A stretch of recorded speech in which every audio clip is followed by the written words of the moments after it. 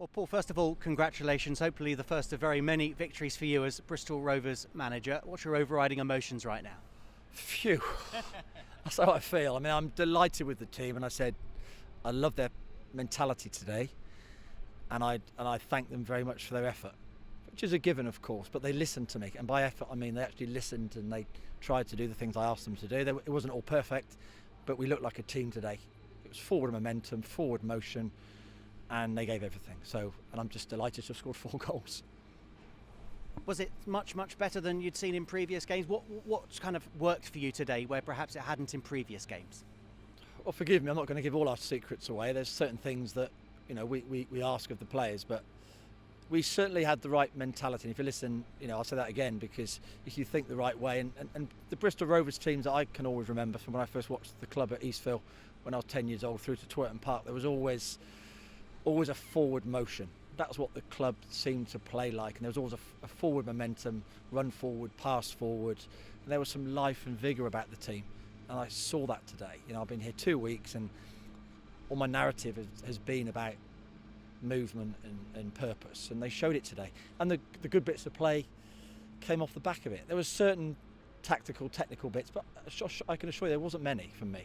It's about a mentality and a drive, and we showed plenty of it.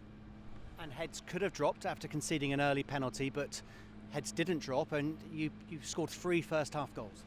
We did, yeah, we did. The mentality has to be, whatever happens, you're on to the next. In the same way, when we were celebrating our second goal, I was really cross. I was cross that we were over-celebrating it. It's about the next thing, not what just happened. So goal down, goal up, get back and go again. And there's plenty of things that I'd like to add to the team, but at the moment they're listening, and I thank them very much for that. I did notice, yes, you weren't happy when your team scored. Was it because they were celebrating too much?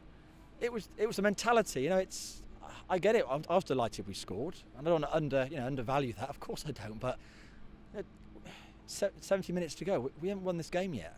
Get back and go again. And so I have to start with that, and we'll build a platform on that kind of purpose, and let's see where it takes us. On an afternoon of many impressive individual performances, how pleased were you for Sam Nicholson that he scored 2 goals this afternoon? I was very pleased for the team, very pleased for me, very pleased for the club, and very pleased for Sam. In the same way that I wasn't over concerned he missed chances the other day. This is about the team. I don't care who scores. I'm delighted for him, of course I am, that he scored. And there were a few questions about him, but he was the one that created the chances in the last few games. He was the one that was making things happen. So sometimes you've got to stand back and let him get on with it, and it will come right. He's a good player. He scored one fabulous. Their first goal was just a breathtaking goal. So he was a live wire as ever, as was the rest. The whole team was in that mould today. So I'm really pleased we scored 4 goals.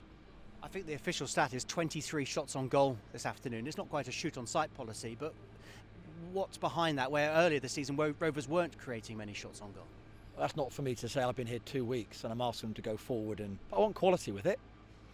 So I think that's not really fair on me to comment on that. It's not fair. Max Amer played at right back this afternoon. How impressed were you with that, and is that perhaps a home for him in the future?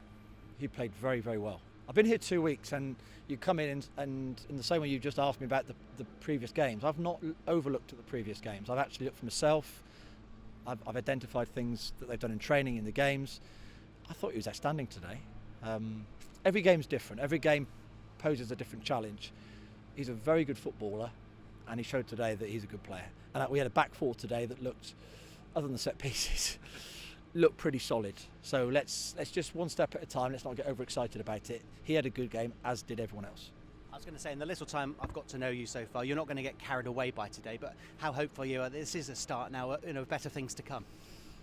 Yes, it's again, I've been here 2 weeks. I haven't got an office yet.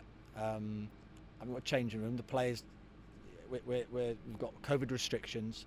I come in every day. The players come in ready dressed. We're all over the place.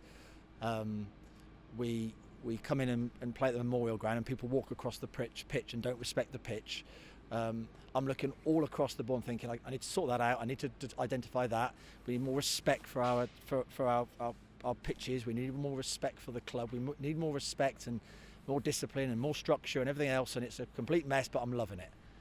I'm loving what I'm doing. I've been here 2 weeks. The most important thing is we have some purpose on the pitch.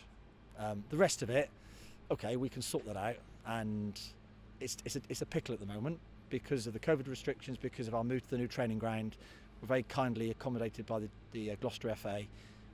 It's logistically, it's very difficult, and every day is a challenge. But I'm loving it.